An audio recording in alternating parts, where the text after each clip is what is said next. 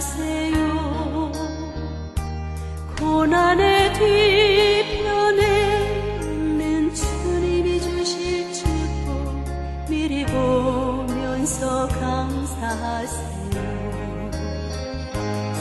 너무 견디기 힘든 지금 이 순간에도 주님이 일하고 계시잖아요. 남들은 지쳐 앉아있을지라도 당신만은 할렐루야. 계시록의 말씀을 올 시작 1월달부터 이렇게 계속해서 강론을 하고 있는데 너무 지체되고 너무 늦어지는 것 같아요. 벌써 2월이 다 가고 있는데 계시록의 말씀이 이제 3장까지 마무리되었습니다. 그래서 22장까지 하려고 하면은 조금 더 시간이 많이 걸릴 것 같아서 오늘 시간부터는 한 2시간에 걸쳐서 또 2주 동안 해야 될 부분들을 조금 붙여서 좀 간략하게 해서 내용들을 정리하면서 또 올해 우리가 세워진 계획과 목표대로 말씀들을 또 마치고 또 내년의 계획대로 또 하나님의 말씀이 또한 우리가 계획된 말씀들이 있으니까요. 또 그 말씀을 위해서 여러분들이 계시록의 말씀을 미리 조금씩 오시기 전에 한 장씩 읽어오시고 또 여러분들이 함께 은혜롭게 습득할 수 있는 귀한 계시록의 말씀이 되시면 좋겠습니다.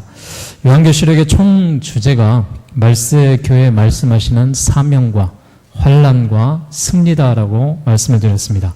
계시록 말씀 자체를 우리가 읽는 자, 듣는 자, 지키는 자가 복이 있다라는 이 말씀을 가지고 우리가 요한계시록을 시작을 했습니다. 요한계시록 1장 3절이죠. 이 예언의 말씀을 읽는 자와 듣는 자와 그 가운데 기록한 것을 지키는 자가 복이 있나니 때가 가까움이라 라고 되어 있습니다. 앞서 우리가 요한계시록 1장에서 3장까지의 이 구조를 바라봤을 때 1장에서는 요한계시록의 주인공이신 인자에 대해서 또 인자와 같은 이 예수 그리스도의 모습에 대해서 말씀을 드렸습니다.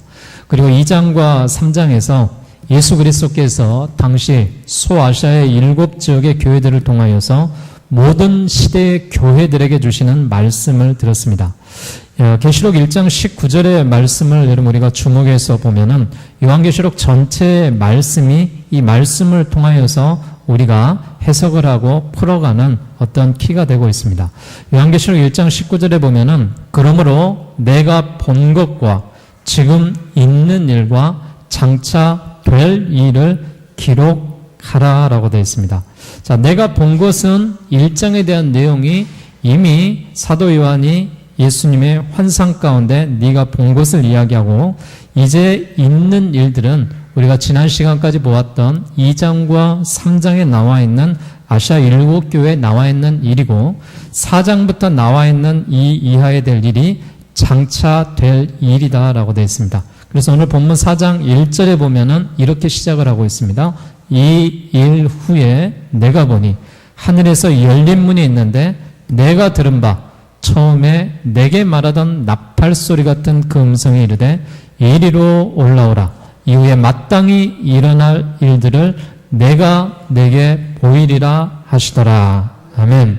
이 말씀 속에서 이제 장차 되어져가 될 일, 이후에 마땅히 될 일을 네가 보리라라고 이야기를 하고 있습니다.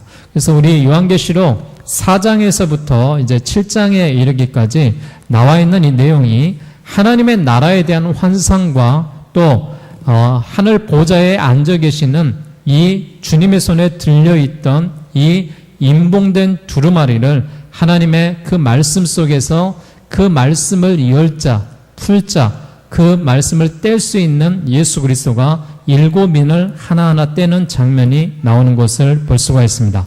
오늘 성경을 통하여서 우리에게 주어지는 이 계시록의 말씀은 분명히 하나님께서 환상 가운데 보여주는 말씀이고 계시 가운데 보여주는 말씀이고 사도 요한이 영적으로 하늘나라에 올라가서 그가 봤던 내용들을 성령에 대한 말씀을 조명을 해서 기록된 계시록에 대한 말씀입니다. 그렇기 때문에 우리가 천국에 대한 이 환상적인 모습들을 다른 곳에서 볼 필요가 없어요. 어디서 봐야 돼요? 계시록의 말씀을 통해서 보셔야 됩니다. 요즘에 천국을 갔다 왔다 하시는 분들이 많이 보여요. 또 지옥에 갔다 왔다라고 집회하시는 분들도 있어요. 저는 믿지 않습니다. 천국에 그분이 진짜 갔다 왔는지. 그가 진짜로 갔다 왔다면은 그 사람이 천국에 갔다 왔다라는 것은 이미 이 땅에서 사망 선고를 받아야 됩니다. 어디 병원에서 사망 선고를 받고 어디서 그가 죽었다라는 기록을 갖고 그 다음에 하늘나라에 가서 그가 보고 와서 그가 환상적으로 나와서 그의 사실을 고백하고 이야기한다면 우리가 믿을 수 있지만은 그분이 갔다 왔던 천국을 우리가 확신할 수 없는 것은 그가 꿈속에서 하나님이 보여주셨던 환상을 그가 영감을 통하여서 그가 하나님의 말씀 속에서 대언을 하면서 전파하면서 그가 봤던 것들을 이야기하고 있습니다. 또 지옥에 대한 부분들을 그가 꿈속에서 환상 가운데 주님이 보여주셔서 깨달은 바들을 이야기한 것이지 그것이 실제적으로 기록된 것이 아니고 사실이 아니라는 거예요. 그래서 여러분 현혹되지 말기를 바랍니다. 하나님 앞에 우리가 말씀을 바라봤을 때는 성경에 나와 있는 요한 사도가 하늘 보좌에 올라가서 보라봤던 이 계시록의 환상의 내용을 우리가 보고 천국이 이런 곳이구나, 지옥이 이런 곳이구나, 하나님의 세계는 앞으로 이렇게 펼쳐질 것이구나, 이것을 믿고 바라보는 것입니다. 그러니 세상에 나와서 내가 천국에 갔다 왔다, 내가 지옥에 갔다 왔다, 이런 사람들 여러분 믿지 말고 또 따르지 말고 다 100% 우리가 믿을 것이 아니다라는 거예요. 그러나 우리는 성경에 대한 내용들을 우리가 바라보고 있습니다. 자, 이 성경 4장 1절에 보면은 사도 요한이 하늘의 열린 문을 보게 되었다. 하늘의 문을 하나님이 열어주시는 거예요. 그러면서 성령의 감동으로 말미암아 뭐라고 이야기를 하느냐? 이리로 올라오라라고 되어 있습니다. 자, 계시록 1장 10절 말씀을 봐보세요. 1장 10절 말씀에 이렇게 기록이 되어 있습니다. 주의 날에 내가 성령에 감동되어 내 뒤에서 나는 나팔 소리 같은 큰 음성을 들으니 라고 되어 있습니다. 주의 날에 성령이 감동되어서 사도 요한이 지금 하나님이 허락하셨던 그 하늘문을 열고 하나님께서 이리로 올라오라라고 이야기를 해주셨던 거예요. 그래서 그에게 말씀하시는 것은 일어날 일들, 이후에 마땅히 일어날 일들을 내가 너에게 보이게 하겠다라는 것을 이야기하고 있습니다.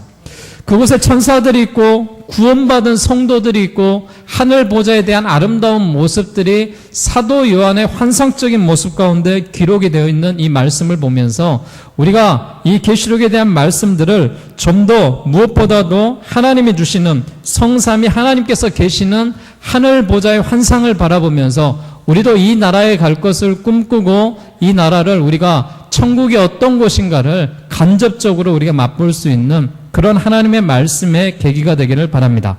자, 2절 말씀 우리 한번 같이 봉독합니다. 시작.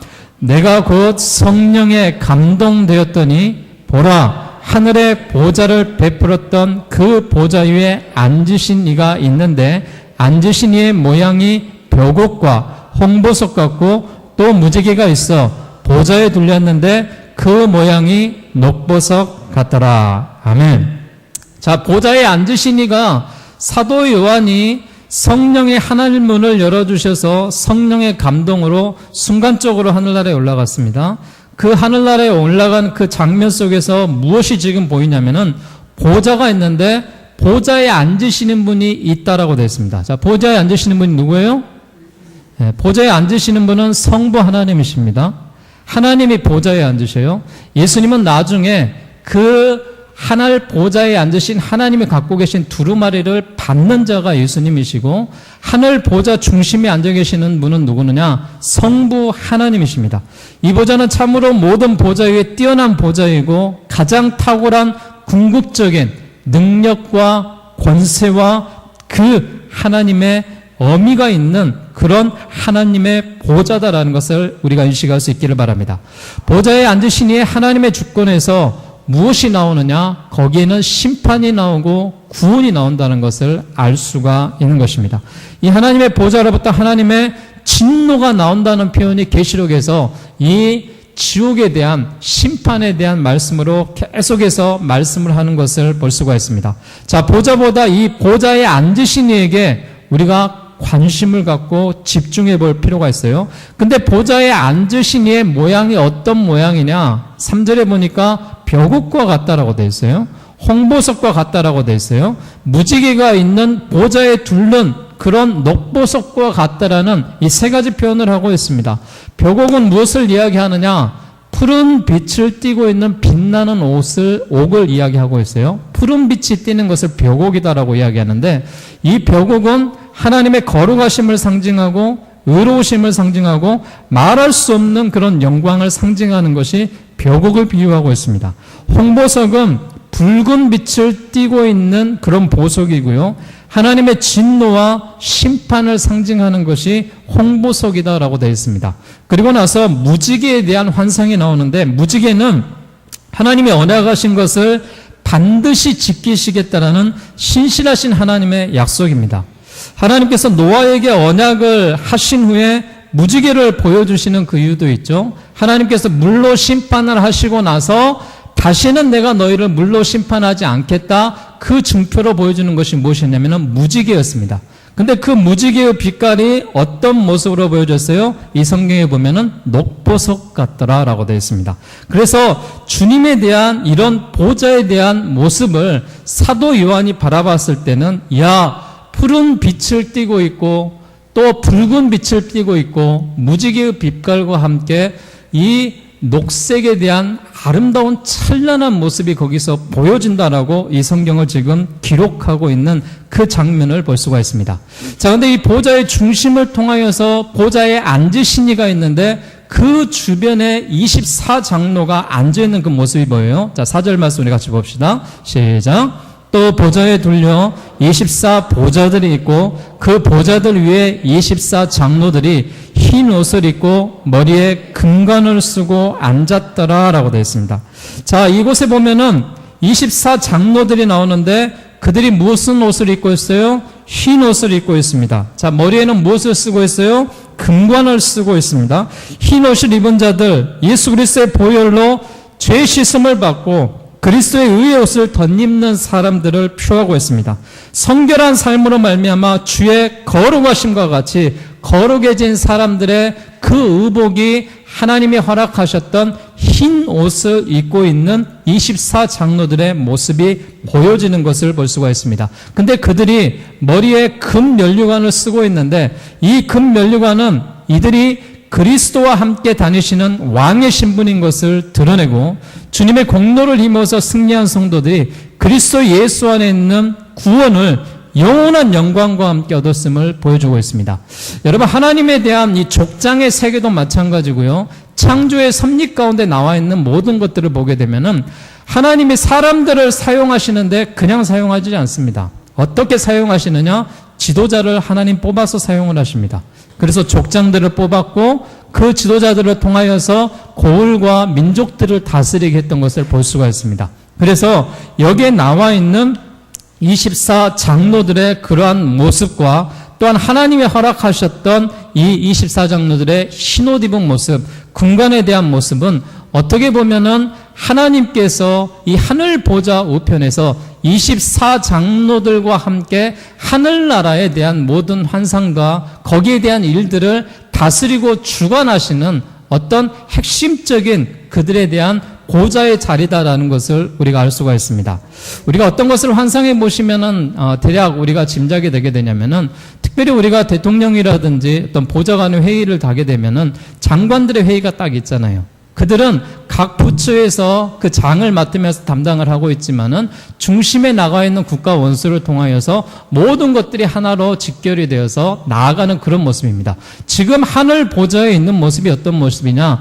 보좌의 중앙에 앉아 계시는 하나님과 24장로들을 통하여서 하나님께서 허락하셨던 이런 은혜의 모습으로 말미암아 그들에게 비춰지는 아름다운 모습이에요. 자, 그럼 24장로들의 모습은 누구를 지금 이야기하고 있느냐?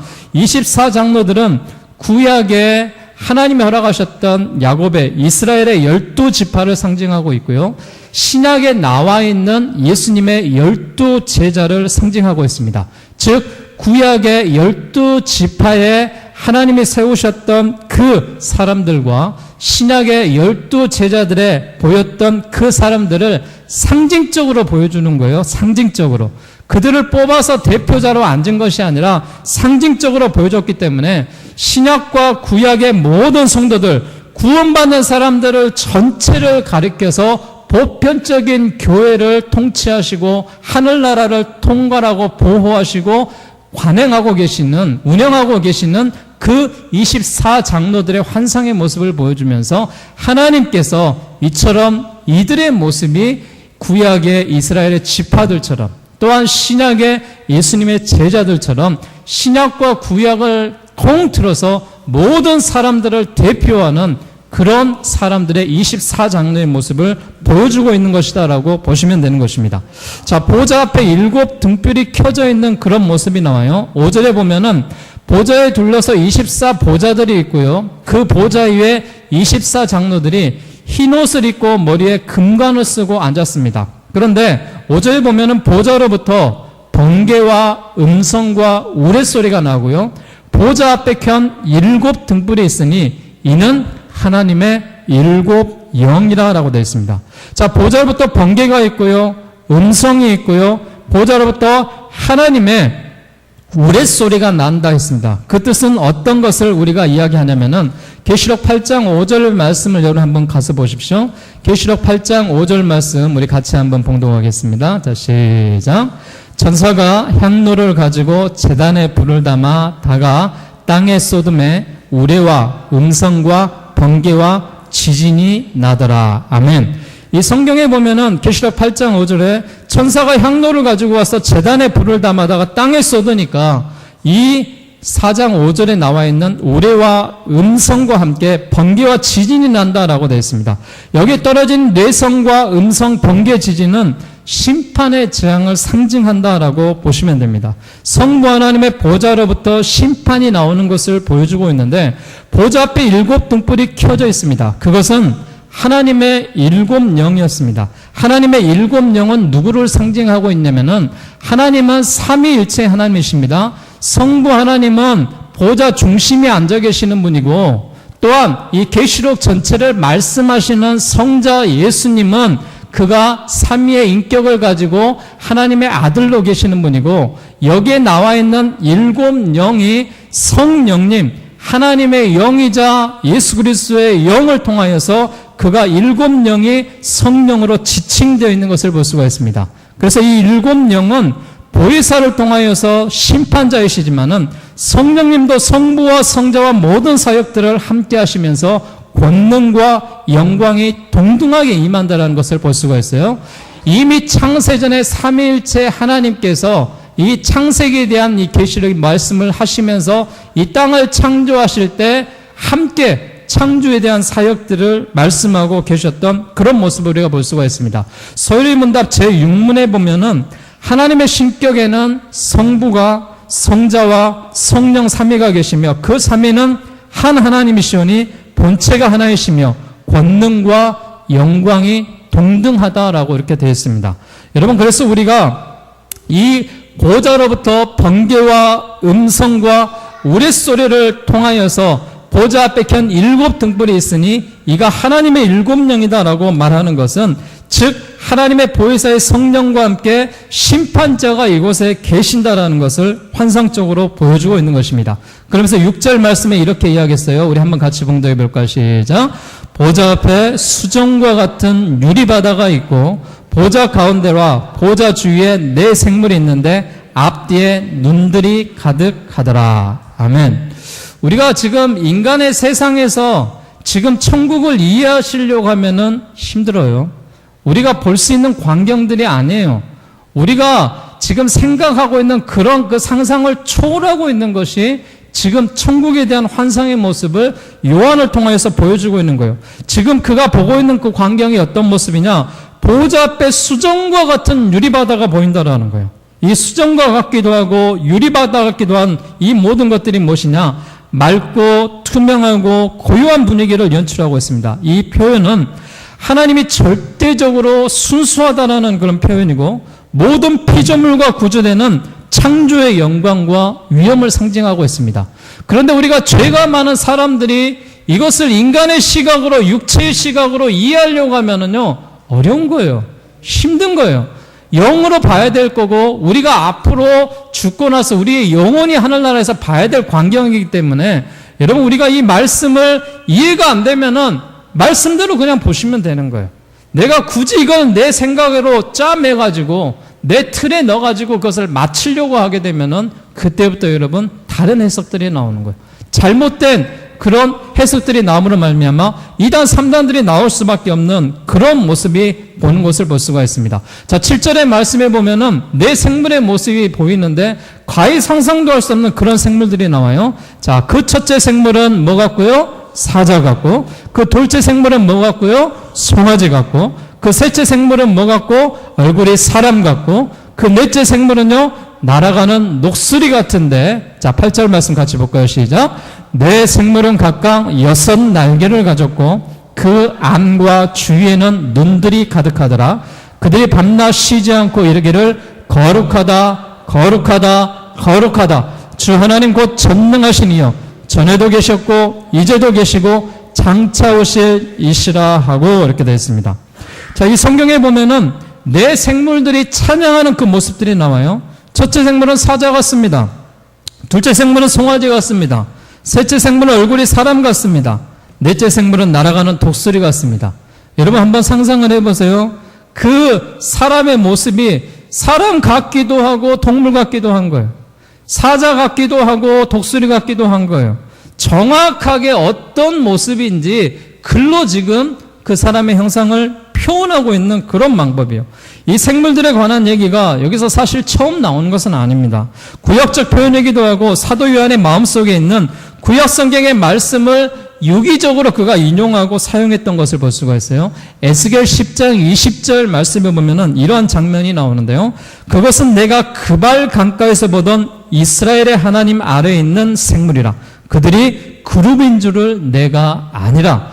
이 구약 성경에 나와 있는 에스겔에 대한 이 환상에 대한 이 말씀들을 사도 요한이 인용을 했다라고 할 수도 있고, 그가 사도 요한의 얼굴에 비춰졌던 이런 이 모습들에 나와 있는 그 모습이 이런 사자 같고 송아지 같고 사람 같고 날아가는 독수리 같은 그런 모습들이 보여졌다라고 이야기합니다. 그런데 그 네 생물에는 각각 날개가 몇 개가 있어요?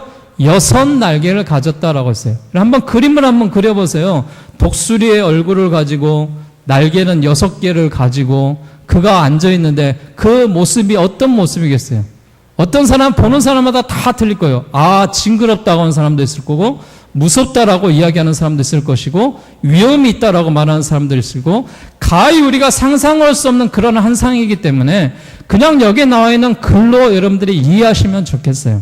굳이 이것들을 막 그림을 그려가지고 환상적인 모습으로, 물론 여러분 이 그림을 이렇게 이 글 가운데 나와 있는 모습을 그림으로 그려서 나와 있는 그런 모습도 있어요. 나중에 여러분들이 필요하시면 제가 이렇게 보여드릴 수 있으면 좋겠는데요. 자, 그 모습을 우리가 보게 되면은 그 안과 주의 눈이 가득하다겠는데 거기 성경에 보면 뭐라겠냐? 눈들이 가득하더라라고 있습니다. 눈들이 가득하더라. 사람의 눈은 2개잖아요. 눈들이 가득하더라라고 표현이 있어요. 우리가 어떻게 해석을 하겠어요? 이 모습은요, 항상 깨어서 전체를 살피는 것을 나타내는 것이고 모든 것을 꿰뚫어 보는 속성을 가진 존재라는 것을 환상적으로 또한 말씀하고 있습니다.